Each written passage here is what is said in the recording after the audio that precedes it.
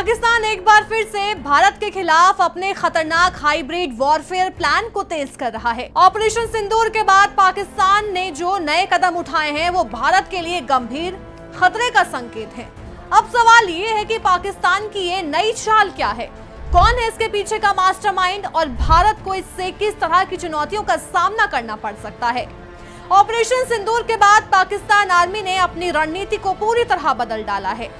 LOC पर proxy war की कमान अब लेफ्टिनेंट जनरल अमीर एहसान नवाज के हाथों में है। ये वही अफसर है जिन्हें पाकिस्तानी आर्मी का युद्ध का मास्टर कहा जाता है। हाइब्रिड वॉरफेयर यानी केवल बंदूक और तोप से लड़ाई नहीं, बल्कि digital propaganda, cyber attack, fake news, AI आधारित ऑपरेशंस और वैचारिक ब्रेन वॉशिंग भी इस युद्ध का हिस्सा है। पाकिस्तान आर्मी अब युवाओं को बड़े पैमाने पर इस रणनीति का हिस्सा बना रही है। क्वेटा के कमांड एंड स्टाफ कॉलेज में साइबर और एल्गोरिदम युद्ध के मॉड्यूल पढ़ाए जा रहे हैं। यहीं से जनरल अमीर एहसान नवाज को ये जिम्मेदारी सौंपी गई कि वो हाइब्रिड वॉरफेयर को संस्थागत रूप दे, यानी इसे सेना के हर स्तर पर लागू किया जाए।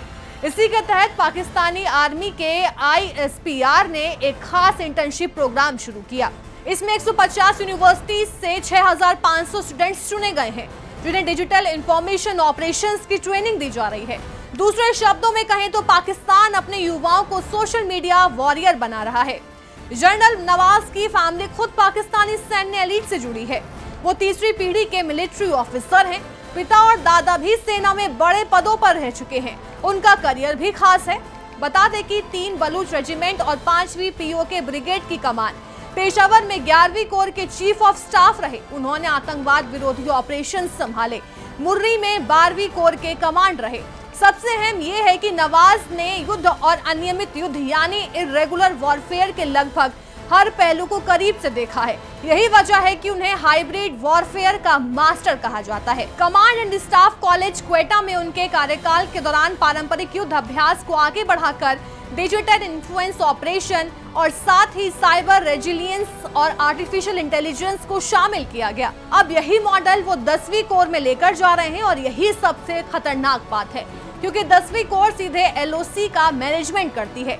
मतलब भारत के खिलाफ प्रॉक्सी वॉर अब केवल आतंकियों और घुसपैठ तक सीमित नहीं रहेगा, बल्कि इसके साथ साइबर और डिजिटल फ्रंट पर भी हमला होगा। भारत के रिटायर्ड मिलिट्री ऑफिसर्स मानते हैं कि ये बदलाव बेहद खतरनाक है, क्योंकि अब पाकिस्तान की सेना सिर्फ बंदूक और तोप पर फोकस नहीं कर रही, बल्कि वो सूचना को कैसे मोड़ा जाए, लोगों की सोच को कैसे बदला जाए और डिजिटल स्पेस में भारत को कैसे कमजोर किया जाए, इस पर भी काम कर रही है। इसका मतलब है कि LOC पर गोलीबारी के साथ साथ भारत को सोशल मीडिया पर प्रोपेगेंडा, साइबर अटैक्स और AI बेस्ड फेक न्यूज का भी सामना करना पड़ेगा। ये साफ है कि पाकिस्तान का हाइब्रिड वॉरफेयर प्लान केवल सीमा पर जंग तक सीमित नहीं रहेगा। ये हमारे मोबाइल फोन तक, हमारे सोशल मीडिया तक, हमारे दिमाग तक घुसने की कोशिश करेगा। अब ऐसे में भारत को न सिर्फ LOC पर बल्कि डिजिटल दुनिया में भी हर वक्त चौकन्ना रहना होगा।